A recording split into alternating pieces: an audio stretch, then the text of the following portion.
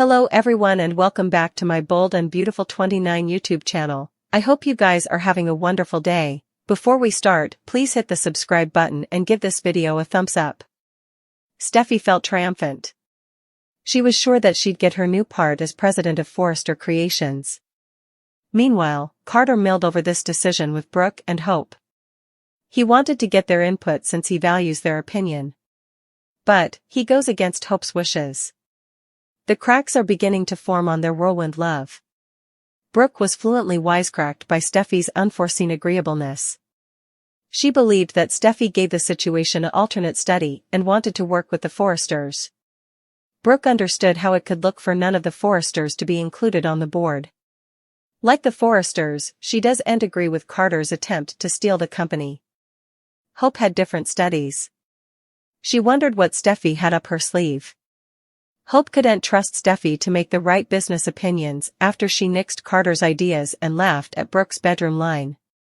Oh, there was also that time when Steffi fired Hope on the spot because she had a grudge against her. Carter was caught in the middle. He understood Hope's enterprises. Still, he agreed with Brooke that it's important for both families to come together. It would look better in the eyes of the public. It's formerly a bad look that Carter stole the company from the family who innovated it. Carter had an important decision to make. But was he willing to hire Steffi back? Brooke felt this could be an occasion for the Forresters to return, including Ridge. She's still holding out stopgap for her fortune. Hope could see right through her mama. She formally made it clear how she felt about the Forresters, including Steffi. She wouldn't forget the hurt they caused. Eventually, it was Carter's decision. He ate Steffi back with open arms. He still has reservations about this decision, and he should. Carter has no idea what Steffi has planned. But it looks like her plan is formally working. Steffi didn't need sultry temptress Daphne Rose to shake effects up. She's formally doing that on her own. Hope and Carter could continue to butt heads in the boardroom, especially if Carter willingly goes on with Steffi's ideas. This could disrupt their bedroom conditioning. Steffi isn't sitting back and just letting Carter and Hope steal her family's company. She's back to work and has big plans to blow up Carter and Hope's lives. All thanks to her good friend, Daphne. Steffi has kept this secret scheme under wraps so far, but now it's time for Ridge to meet the newest player in this game. What will Ridge suppose of the celebrated perfumer? Will he and Daphne hit it off right off the hop? And, if so, will Steffi tell him why Daphne is really in city? It's not just to tout that Forrester scent that's driving everyone crazy. It's to help bring down Carter and prop the Forresters in reclaiming what's theirs. We have always allowed of Carter Walton as unlucky in love on the CBS cleaner. Sure, he's had connections but they've always been unprofitable and ended in disaster. Has Carter eventually set up the right woman for him? B&B spoilers allude the couple could be getting some instigative news on the cleaner veritably soon. Is Carter eventually going to be a pater? Before Hope Logan came on, he was Los Angeles's most eligible bachelorette and constantly single. His last relationship with Katie Logan was a dud and she friend-zoned him. Since Carter's had so important trouble in the love department, it's not surprising there aren't any little wagon running around. Still, that could be changing veritably soon. Hope Logan and Carter Walton have a lot to celebrate on the CBS cleaner. Their Forrester Creations preemption seems to have been a success. They've been hitting the waists a lot and suckers at home know what that means. It'll only be a matter of time before Hope realizes her cycle is late and has to take a gestation test. How will Liam Spencer reply to not being her only baby daddy? Carter Walton really has no family or roots on B&B. It's about time he put down roots and started a family of his own.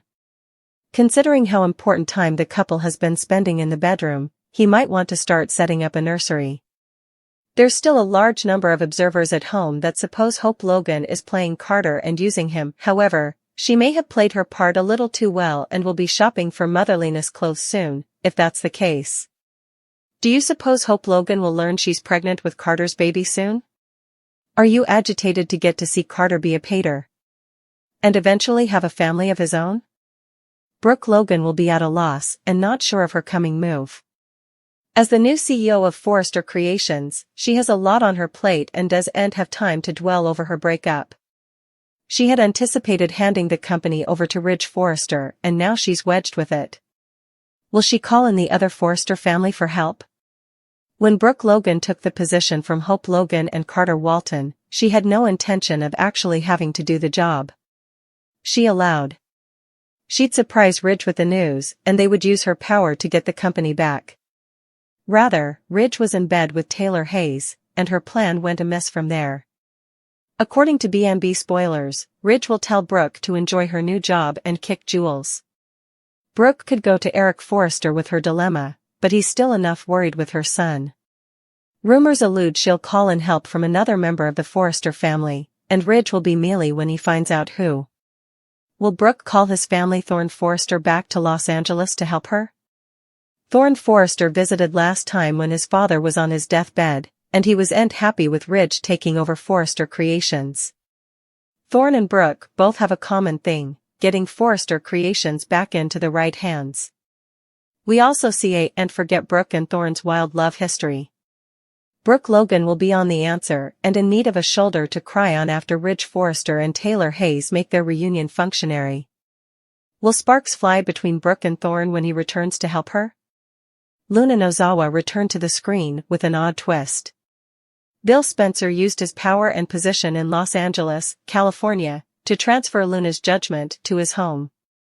But Luna's crazy home confinement was just the nature.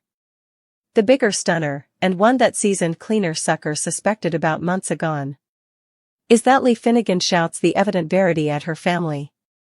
Poppy Nozawa was miscellaneous during the period when Luna was born. She wasn't sure who her son's father was. But as Lee and observers learn, the man Luna boggled, Tom Starr, wasn't the man Poppy had her child with. Okay, so Luna didn't kill her father. But she still killed a mortal being, believing that he was her pater. So, her crime remains the same. Plus, she killed Paul Hollis Hollister. Luna did that to keep the secret of Tom's perceived maternity from coming to light because Hollis read a series of letters Howard's character transferred to Poppy through the Times. Observers will need to be told how Luna created the outfitted maternity tests since she didn't know another man was her father. Devoted suckers recall that two characters reappeared in the occurrences when Tom failed. Justin Barber and Jack Finnegan. Justin's return allowed the followership to learn that he conformed with Bill. But he didn't appear to be linked to Tom's death. However, observers presumably would have been told that by now, if Bill had tapped Justin to help him get Luna out of jail. Jack's presence at Il Giardino was odd and logical until now. Like Justin, he's a counsel, but wasn't asked to help Luna.